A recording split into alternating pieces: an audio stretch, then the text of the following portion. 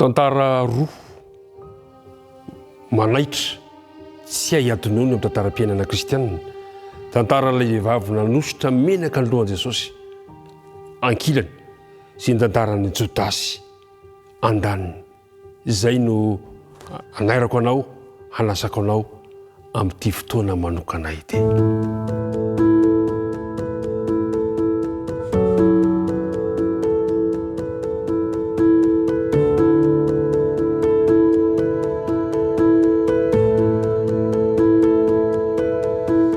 Faly miarabanao sy miantrano aminao amin'ity alahady maraina ity, izay rahantsika mandinika indray ilay lohahevitra hoe tantara tsy hay atonona. Milohan'izany dia manasanao hiaraka hivavaka. Andriamanitra rainay any an-danitro, apetraka ampelantananao izao fotoana izao ary misaotra anao na amin'ny fitantananao any tsirairay avy, mamela ny ilokay, aroka ho vonto ny fanena masina zahay, azonay mandray tsara ny teninao amin'ny anaran'i Jesosy. Amen. Tsy hay atonona. Ny filazantsarana Marka 4:40 ka hatramin'ny 9:10 no anasako anao ahitanao an'ireo tantara roa izay tsy hay atonona ireo. Efa ho 2 andro mantsy isa dia ho tonga ny fankalazana ny Paska teo amin'ny Jiosy. Ary tamin'izay fotoana izay araka ny voalazan'ny filazantsarana Marka 4:40 dia nanao kajikajy ireo mpitondra fivavahana tamin'izany fotoana izany mba hitadiavana fotoana amonoana an Jesosy, isamborana an Jesosy. Ary izay ilay toe-javatra izay nampalahelo indrindra. Ao amin'ny 1 amin'ny Marka 4:40 dia milaza zao manao hoe rehefa indroa andro no sisa tsy atonga amin'ny Paska fihinanana mofo tsy misy masirasira, dia nitady isambotra an Jesosy tamin'ny fitaka ny lohan'ny mpisorona sy ny mpanorandalàna mba hamonoany azy. Hitantsika eo zany fa mitady mihitsy mikendry manao izay kajikajy rehetra mpitondra fivavahana isamborana an Jesosy. Ary teo niditra ny tantara anankiray, tantara aray nefa mifampiditra, dia ny tantaran'ilay vehivavy nanositra menaka ny lohan'i Jesosy. Sy teo ihany koa ilay mpianatra anankiray izay hamadika azy, dia Jodasy Iskariota izany. Teo amin'ny tantara io dia fantatsika tsara fa nanao nitetika rehetra mba hamonoana an Jesosy, hamandrihana an Jesosy ireo fariseo sy ny mpanoran-dalàna.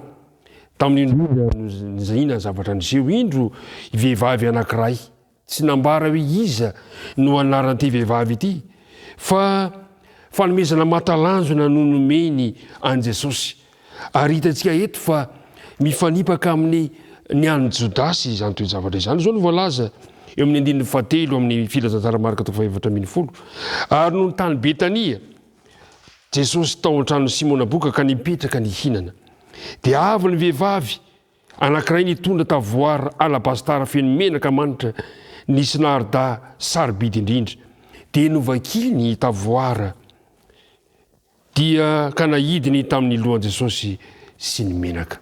Menaka sarobidy, menaka lafo vidy, menaka tena manana ny maizy azy, kanefa dia nararana teo amin'ny lohan'i Jesosy.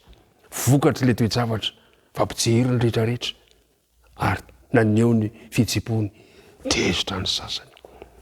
Ary rehefa tezitra izy ireo dia Jodasy moa tsy iza fa izy no mpitahiry volan'ny mpianatra, mpitahiry volan'ny fikambanana. Ary nampalahelo fa Jodasy dia naka vola tsikelikely tao anatin'ny kitapon'ny fikambanana, ary dia nanaitra azy ny fihetsiky ity vehivavy ity ka nahatonga azy lohabava manao hoe hoy izy hoe inona ny antony izao fandiniam-poana ny menaka manitra izao, fa azo namidy ho lafo tsy omby tena ariary 300 iny menaka manitra iny. Tena nanome tsiny an'ilay vehivavy ny mpianatra. Ary vokatra toe-javatra izay nefa dia ny zavatra mahafinaritra, na dia nanao kajikajy aza Jodasy hoe raha namidy izao dia nitombo ny volan'ny fikambanana, ary dia mba mitombo ihany koa ny vola mba azoko nosariana tao anatiny tao. Teo anefa dia zavatra nafinaritra, somary niaro, tsy hoe somary fa tena niaro an'ity vehivavy ity Jesosy, niditra an-tsehatra izy.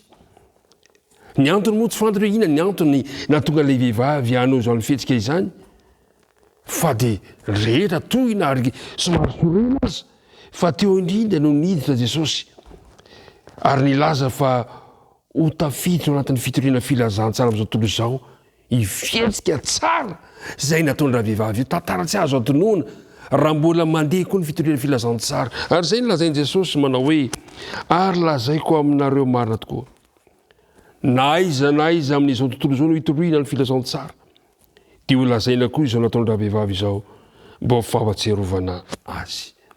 Mahafinaritra fa nankasitraka ilay fihetsika Jesosy satria voalaza Jesosy manao hoe avelaonareo izy nahoana ianareo no mampalahelo azy asa soa no nataony tamiko. Ry mpiaino malala efa mba nahatsiaro venao inona ny asa soa nataonao tamin'i Jesosy fa ny zavatra nampalahelo kosa ny fihetsika Jodasy entsekilany dia nampalahelo fa ny bahana atao anatin'ny fony Jodasy ny fitiavana vola ary io tsy adonona ihany koa izy mifihetsika nasehon'ny Jodasy izay kanefa na izany na tsy izany aza dia izao antsoiny Jesosy hoe asa soa asa tsara ny fihetsika ilay vehivavy ao amin'ny toe-javatra io ka ny lazainy hoe naoviana no manao soa ianareo naoviana no mitoriny filazantsara ianareo dia ho tsarovana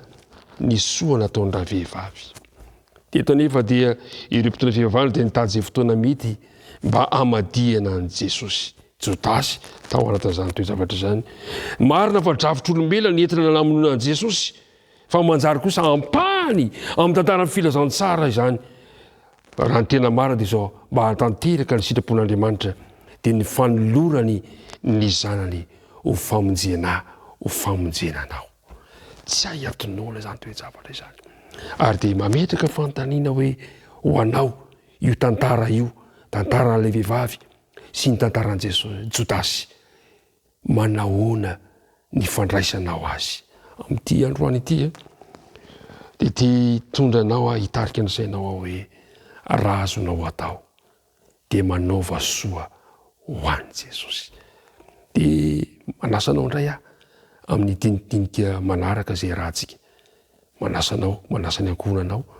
tao amin'ny rehetra andao hiaraka anoy indray isika raha sitrapon'Andriamanitra dia hifankahitana indray isika amin'ny manaraka hiaraka hivavaka raha isika ankehitriny.